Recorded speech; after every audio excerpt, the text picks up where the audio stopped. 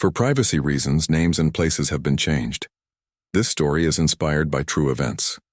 On a moonlit night in September 1999, 26-year-old Hunter Brooks and his girlfriend Taylor Murphy, 24, set up their research camp along the pristine shores of Jervis Bay, New South Wales.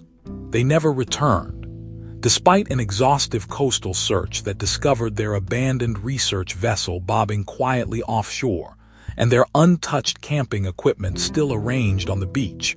The young marine researchers seemed to have vanished into the salt air. For 19 years, their families lived in the shadow of an unsolved mystery, while the gentle giants of the sea that Hunter and Taylor had dedicated their lives to protecting continued their ancient migrations along Australia's eastern coast. Then, in 2018, the very shoreline they once studied would finally reveal its dark secret. This is the complete investigation into what happened to Hunter Brooks and Taylor Murphy, two passionate conservationists who dared to defend the ocean's most magnificent creatures. Before we continue, let us know where you're watching from, and if you enjoy this content, consider liking and subscribing to our channel. Now let's continue. The pristine waters of Jervis Bay stretched endlessly toward the horizon on the morning of March 15, 1999, the same morning Hunter Brooks and Taylor Murphy vanished without a trace. The young couple had chosen this remote stretch of New South Wales coastline for their ambitious whale migration research project, never knowing it would be their final destination. Hunter, a dedicated marine biology researcher with 6 years of field experience, and Taylor, an environmental activist who had recently completed her master's thesis on cetacean behavior, had established their modest research camp 3 days earlier. Their last radio check-in with the Jervis Bay Marine Station occurred at 7:15 p.m. on March 14, during which Hunter reported excellent conditions for their planned dawn observation session. The following morning, their research vessel, the 20-foot Blue Horizon, was found gently bobbing against its anchor 2 kilometers offshore. The boat's equipment remained untouched, sophisticated tracking devices still humming, research logs open to the previous day's entries, and 2 cups of half-consumed coffee grown cold in their holders. Nothing suggested a struggle or sudden departure. Back on shore, their campsite painted an equally puzzling picture. A small green tent stood undisturbed, its zippered entrance sealed against the coastal winds. Their sleeping bags remained neatly arranged inside, and a weather-protected case containing their research computers continued to record data from automated sensors in the bay. A pot of oatmeal sat on their camping stove, the bottom burned black from being left too long over dying embers. Coast Guard first responder James Mitchell, who arrived at the scene at 10:45 a.m. following a concerned call from the marine station, described the scene as unnervingly ordinary. The only items missing were the researchers themselves and their handheld video camera, which they routinely carried to document whale behavior. The initial search operation launched within hours of the discovery. 3 Coast Guard vessels combed the surrounding waters while helicopter support scanned the coastline. The weather that morning had been calm, with excellent visibility and mild seas, conditions that should have made any distress situation easily visible to passing vessels or coastal observers. As day turned to night, the search intensified.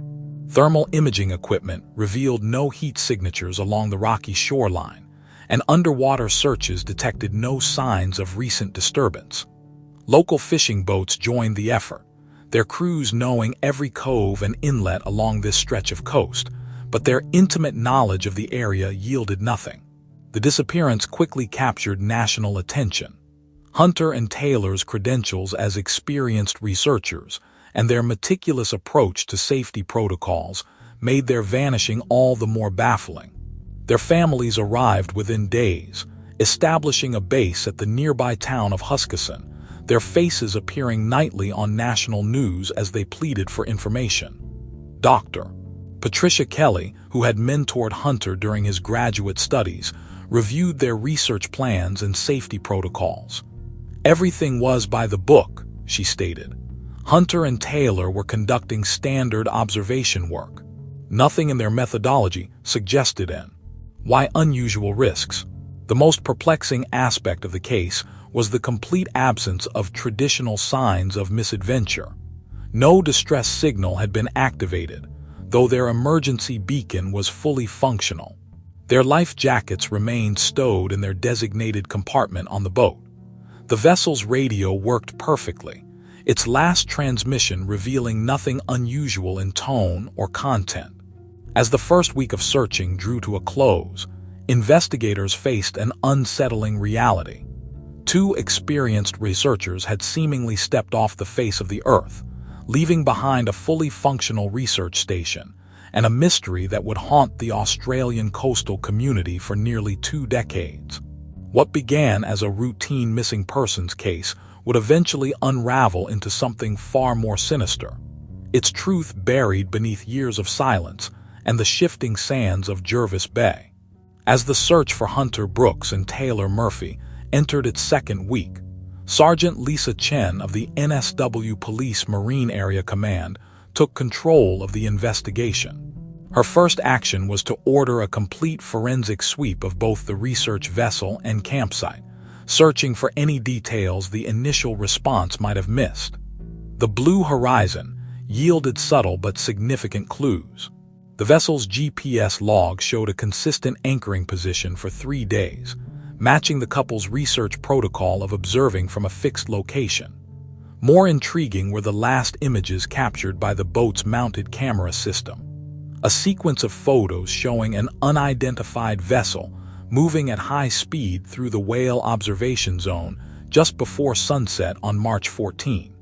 At the campsite, forensic teams discovered partial footprints leading toward the water's edge, but the sandy terrain had preserved little detail.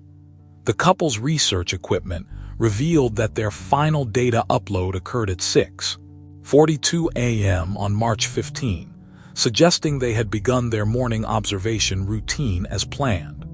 Their personal belongings offered no indication of planned departure. Wallets, identification, and even Taylor's asthma medication remained in the tent. Sergeant Chen's team conducted extensive interviews with the local maritime community. Several fishing boat operators reported seeing unusual vessel activity in the weeks leading up to the disappearance. One fisherman, Michael Reeves, described a high-powered boat conducting what he called aggressive maneuvers near whale pods, but couldn't identify the operator. The investigation also focused on Hunter and Taylor's background. Both had spotless records and were well respected in their field. Their research proposal, funded by the Australian Marine Conservation Society, focused on documenting the impact of human activity on whale migration patterns. Interviews with colleagues revealed their recent concern about unauthorized whale-watching activities in the area, though their official reports mentioned no specific threats.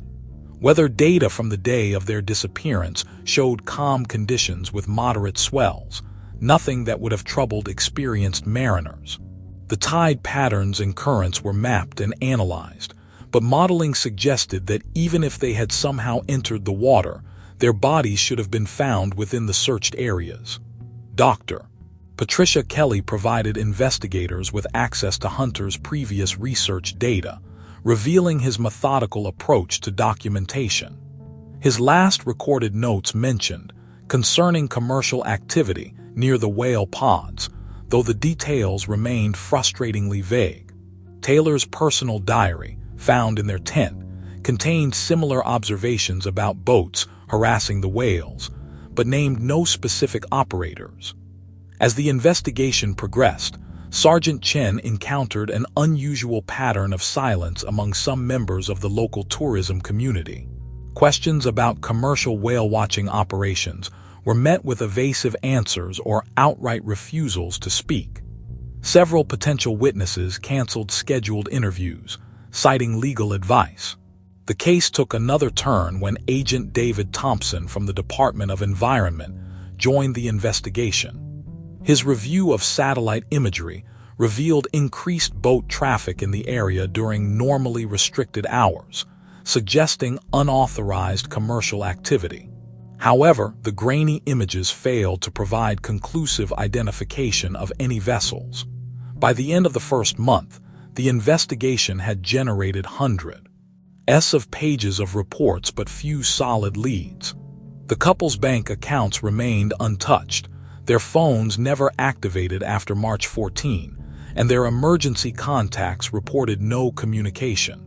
The case seemed to hover in that frustrating space between accident and foul play, with evidence suggesting neither conclusively. Sergeant Chen's final report for the initial investigation phase noted the troubling coincidence between the couple's research focus and the suspicious maritime activity they had apparently documented.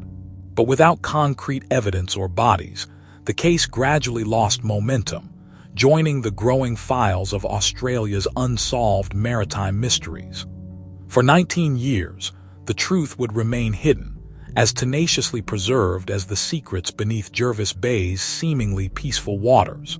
As weeks turned to months, the search for Hunter Brooks and Taylor Murphy gradually faded from news headlines, though their families refused to let their memory slip into obscurity.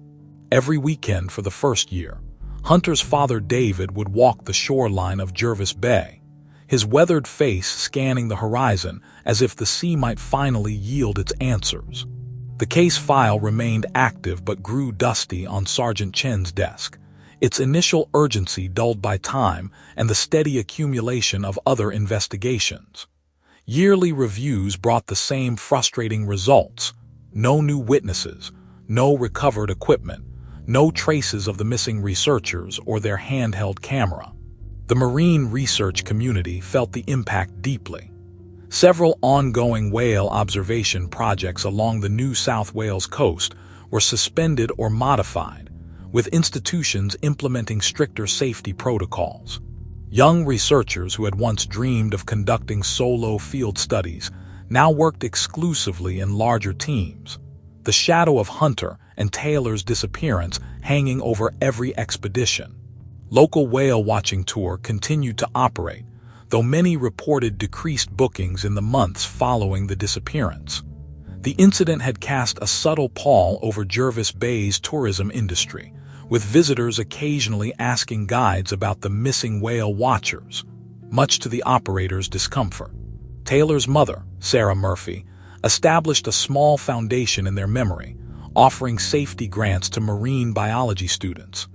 Each year on the anniversary of their disappearance, she would organize a memorial service at the beach, attended by a dwindling but devoted group of family members, friends, and fellow researchers. The case periodically resurfaced in the media, usually alongside other unsolved maritime mysteries.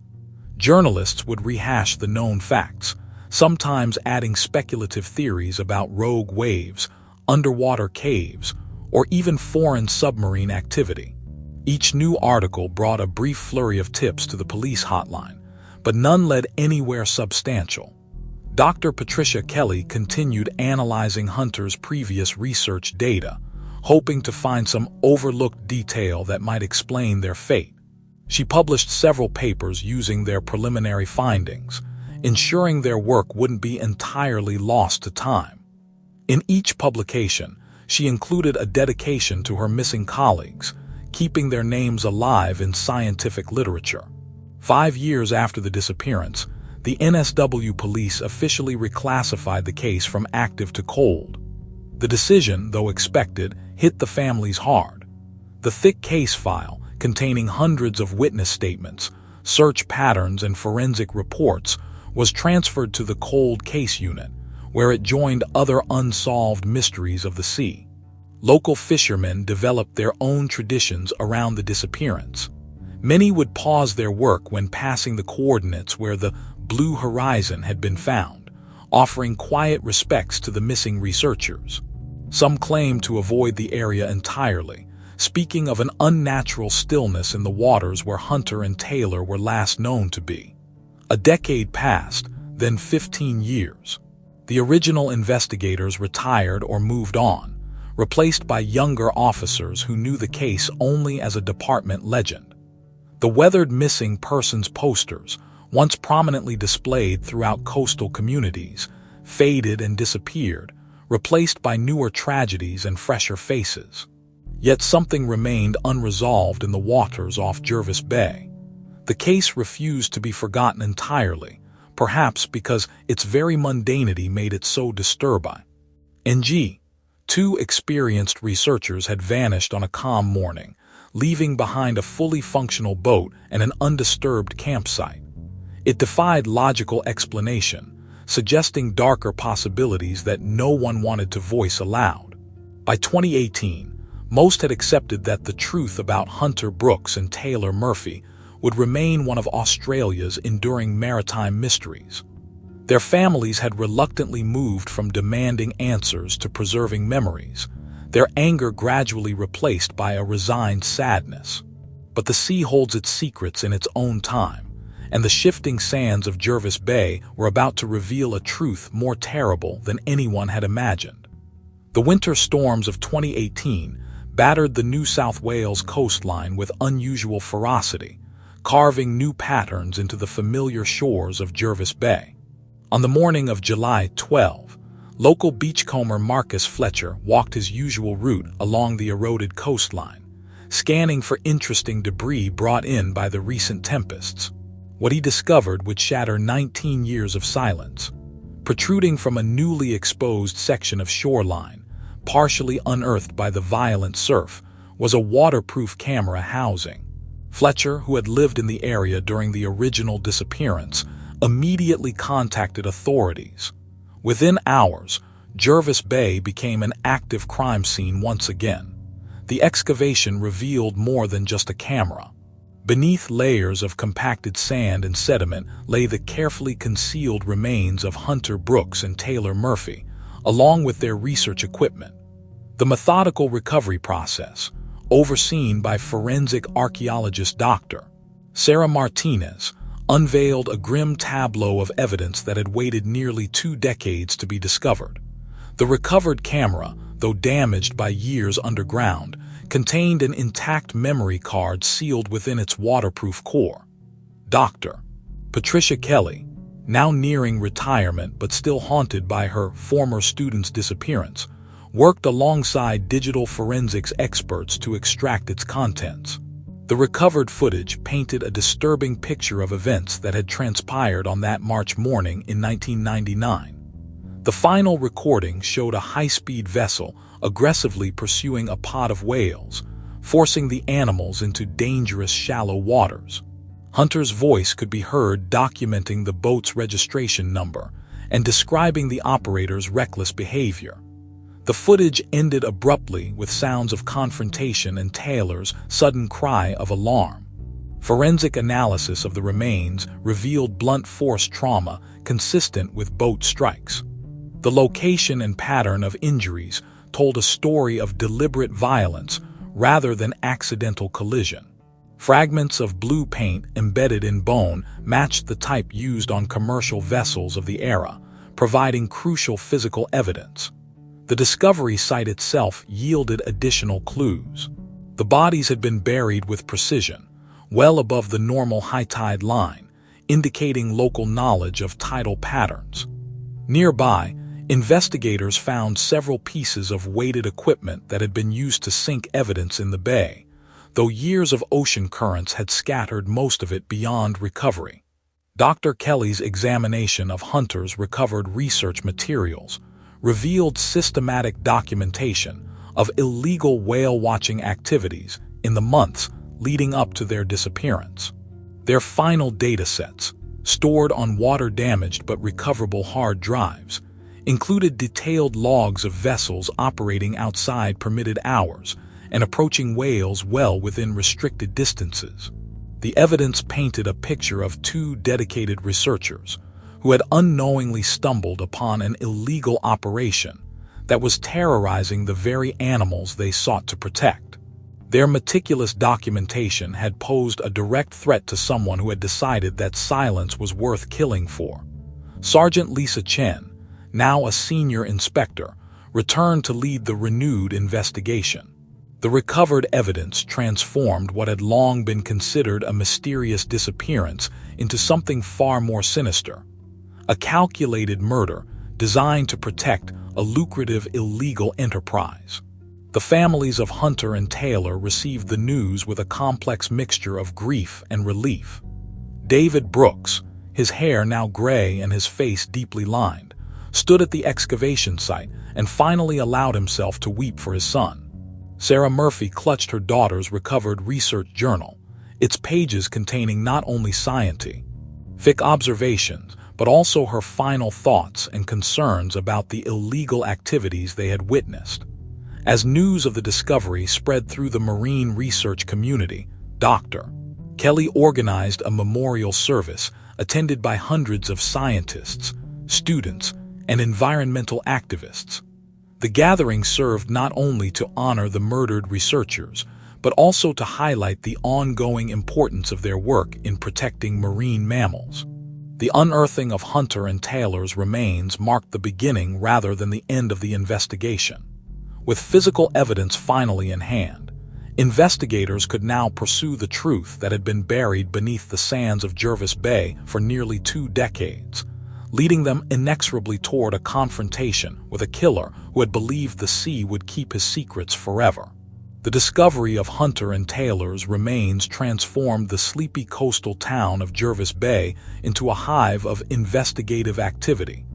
Sergeant Lisa Chen's temporary command center, hastily established in a converted fishing warehouse, hummed with the energy of a case reborn. Evidence boards covered the walls, their surfaces layered with photographs, timelines, and the ghosts of possibilities that had waited 19 years to be explored. Agent David Thompson arrived from the Department of Environment with 2 decades of marine tourism records under his arm.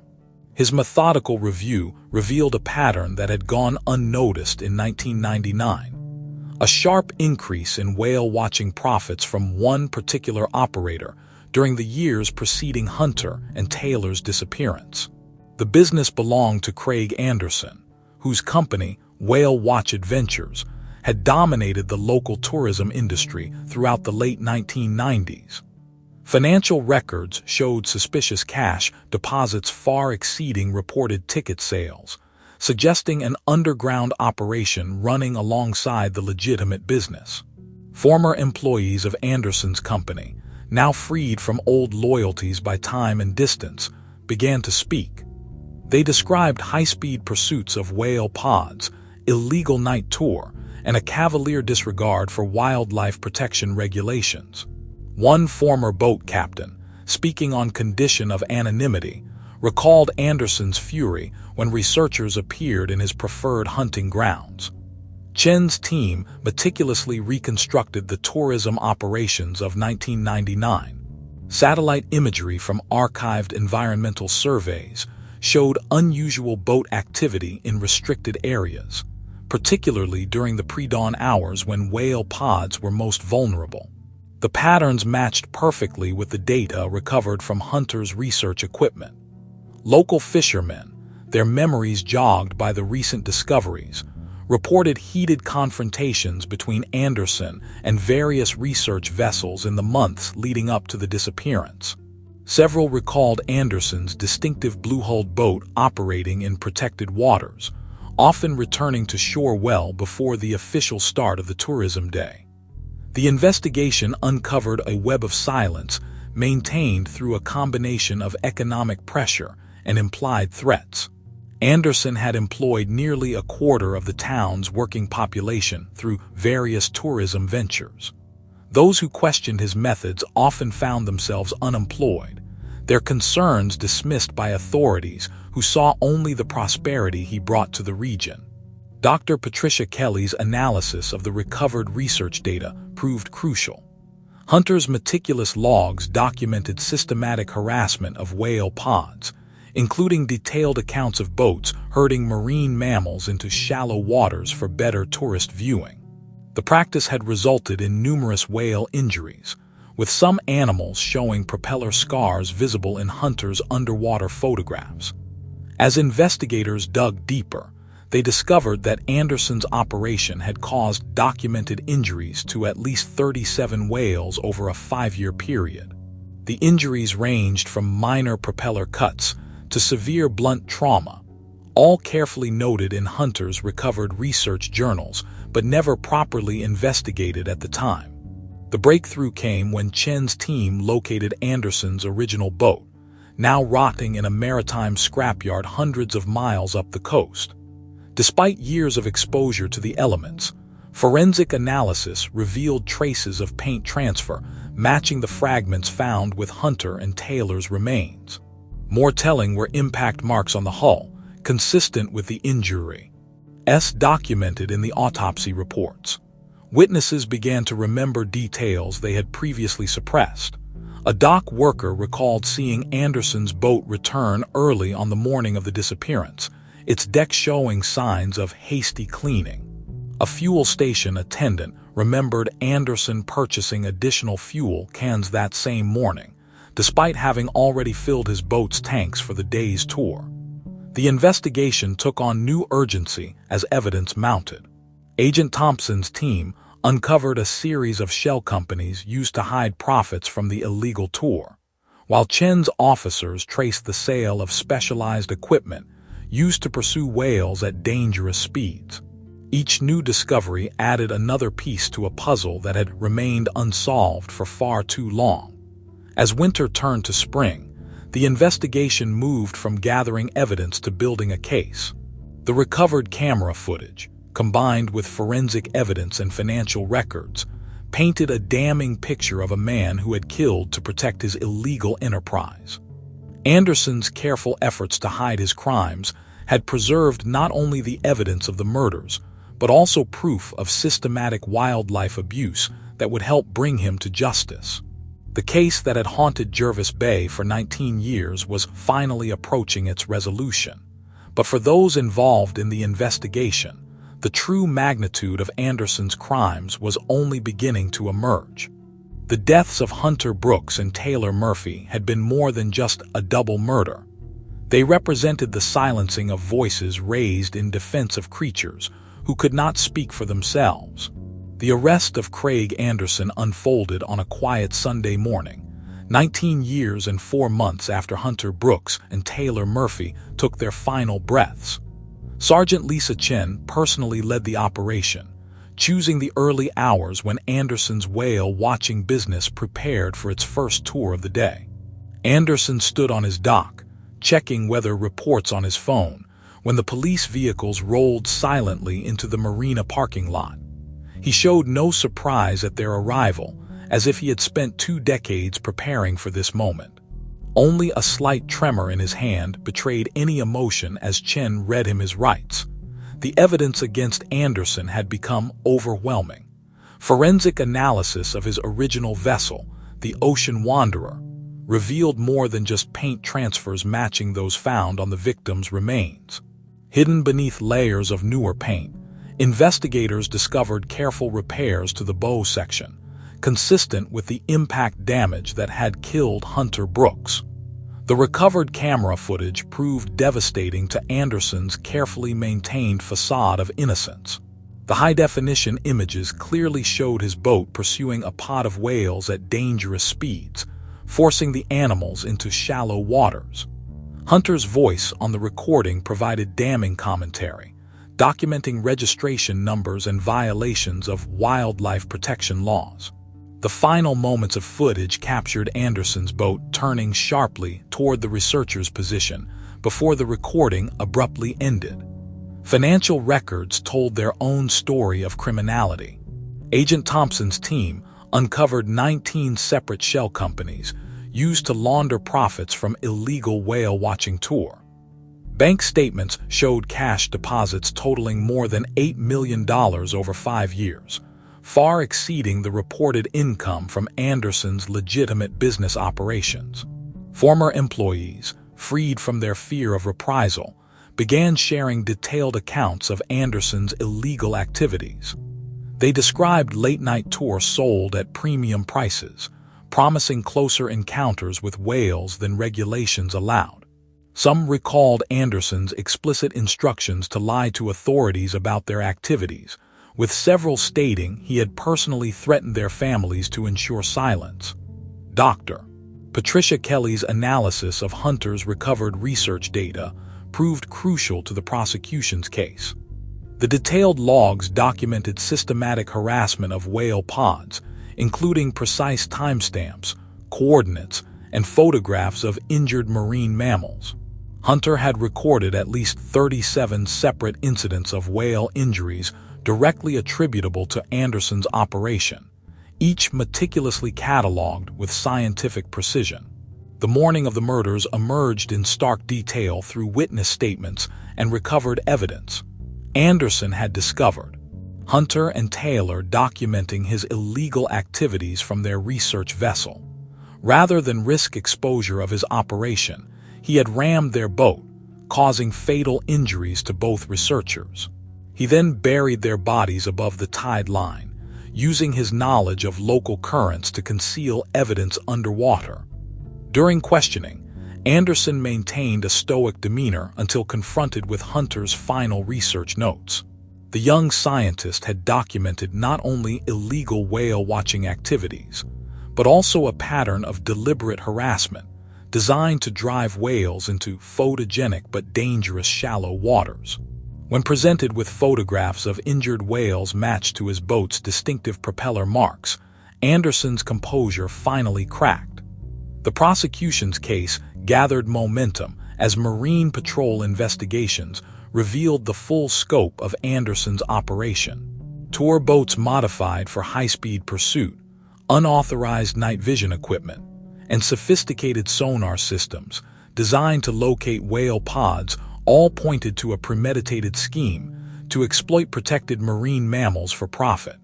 In a final, damning revelation, investigators discovered Anderson had continued his illegal operations even after the murders. Satellite tracking data showed his boats regularly entering restricted areas as recently as a month before his arrest, suggesting the deaths of Hunter and Taylor had done nothing to deter his activities. The evidence painted a picture of a man whose greed had led him to destroy not only 2 young lives, but also to systematically abuse the very creatures that had made his legitimate business possible. As Anderson was led from the police station to a waiting prisoner transport vehicle, he passed beneath a wall of photographs showing Hunter and Taylor in happier times, their smiling faces a testament to the dedication that had ultimately cost them their lives. For Sergeant Chen, watching Anderson's transport disappear into the gathering darkness, the arrest marked more than just the solution to a cold case. It represented justice not only for 2 murdered researchers, but for countless marine mammals who had suffered under Anderson's ruthless pursuit of profit. The true cost of his crimes, measured in both human lives and marine wildlife, would only be fully understood in the days to come. The trial of Craig Anderson began on a rain-swept morning in Sydney's Supreme Court, drawing international media attention and scores of marine conservation activists. The courthouse steps became a sea of blue ribbons, worn in memory of Hunter Brooks and Taylor Murphy, while inside, the prosecution methodically presented their case against the man who had maintained his deadly secret for nearly 2 decades. Over 6 weeks, the court heard devastating testimony from former employees, marine biologists, and forensic experts. Dr. Patricia Kelly's presentation of Hunter's recovered research data proved particularly powerful, her voice breaking as she detailed how her former student had documented the systematic abuse of protected whale populations. Photographs of injured whales, their massive bodies bearing the scars of Anderson's high-speed pursuits, silenced the courtroom. Sarah Murphy took the stand to read excerpts from her daughter Taylor's recovered journal, revealing the growing anxiety the young researchers had felt as they uncovered the extent of the illegal operation. The final entry, written the night before their deaths, spoke of their determination to report their findings to authorities the next morning. Anderson's defense crumbled under the weight of physical evidence. Paint transfers, GPS data, and financial records created an irrefutable timeline of his crimes. When confronted with the recovered video footage showing his boat's fatal approach toward the researcher's vessel, he finally abandoned his claims of innocence, offering a cold confession that shocked even his own legal team. The jury deliberated for less than 6 hours before returning a guilty verdict on all counts. The judge, citing the calculated nature of the murders and the extensive wildlife abuse, sentenced Anderson to life imprisonment without the possibility of parole. Additional charges related to environmental crimes added another 30 years to his sentence. In the aftermath of the trial, the Australian government implemented sweeping reforms of marine tourism regulations, creating the Brooks-Murphy Protocols for whale watching operations. The new guidelines established stricter monitoring systems, mandatory tracking devices on all tour boats, and severe penalties for violations of approach distances. The marine research community honored Hunter and Taylor's legacy by establishing a permanent whale monitoring station at Jervis Bay, equipped with advanced tracking systems and staffed year-round by rotating teams of scientists. The facility's observation deck bears a bronze plaque with their names and the simple inscription, "They gave their lives protecting those who could not protect themselves." David Brooks used the compensation from civil lawsuits against Anderson estate to establish a scholarship fund for marine biology students specializing in whale research. The first recipient, a young researcher whose work focused on documenting the long-term effects of tourism on whale behavior, carried Hunter's original research camera with her during field observations. The discovery of Anderson's crimes led to a comprehensive review of cold cases involving missing researchers and environmental activists along Australia's coastline. While no other murders were uncovered, the investigation exposed numerous violations of wildlife protection laws, resulting in additional prosecutions and the closure of several illegal tourism operations. Sergeant Lisa Chen received commendations for her persistence in solving the case, but chose to decline public recognition. Instead, she worked with Marine Patrol units to implement new safety protocols for research vessels, ensuring that future scientists would have better protection while conducting their vital work. The whale populations around Jervis Bay showed remarkable recovery once Anderson's harassment ceased. Within 5 years, pod numbers increased significantly, and researchers documented successful calving in areas that had previously been abandoned due to tour boat activity. The whale's return served as a living memorial to Hunter and Taylor's sacrifice. Dr. Kelly continued her work until retirement, publishing a comprehensive study of whale behavior based on Hunter's recovered data. Her final paper, which detailed the long-term impact of harassment on whale migration patterns, became required reading in marine biology programs worldwide. She donated her research archives to the Brooks-Murphy Research Station, ensuring that future generations of scientists would have access to the work that had cost 2 young researchers their lives. Today, visitors to Jervis Bay often pause at the small memorial garden overlooking the water where Hunter and Taylor made their final observations. The garden features 2 benches facing the sea, positioned to catch the first light of dawn, the same light that illuminated their last morning alive. Here, in the peace of early morning, with whales breaching freely in the distance, their story continues to inspire those who believe that truth and justice, like the tides themselves, cannot be forever held back.